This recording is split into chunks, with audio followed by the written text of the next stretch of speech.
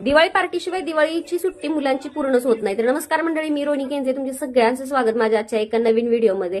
तर आज सकाळी सकाळी श्रीषाच्या चेहऱ्याला छान असं बेसन आणि उटणं लावायचं चाललेलं होतं। शिल्लक राहिलेलं दिवाळीचं सगळं उटणं आणि बेसन तिच्या चेहऱ्यावरती लावून घेतलं। 2 दिवसात तिची शाळा चालू होणार आहे। मस्तपैकी तिला म्हटलं चोळून आंघोळ घालूया। राहिलेलं उटणं मी माझ्या चेहऱ्याला सुद्धा लावून घेतलं आणि चेहरा क्लीन करून घेतला। तिची आंघोळ झाल्यानंतर तिला नाश्ता दिला।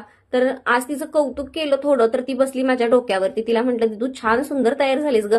शाळेला सुट्टी लागल्या तेव्हापासून आमची श्रीषा मात्र अशी तयार झालेलीच नव्हती। आज पहिल्यांदाच तयार झालेली होती। तिचं कौतुक केलं तर तिनं झालं, बसली डोक्यावरती। मग काय तिला गोड बोलून कसं तरी हा खाऊ भरवला। कट्टू संध्याकाळी ती क्लासवरून आल्यानंतर त्या सगळ्यांची ठरलेली होती आज दिवाळी पार्टी। तिला छान असं तयार केलं, लिपस्टिक वगैरे लावली, आयलाइनर लावलं आणि तिच्यासाठी डबा पॅक केला। जो दिवाळीचा फराळ होता ना तोच तिला मी पॅक करून दिला। घरात तर दिवाळी खायला मागत नाही, मात्र दिवाळी पार्टी म्हटल्यानंतर हे असं सगळं खाऊन एकत्र मुलांनी छान एन्जॉय केला।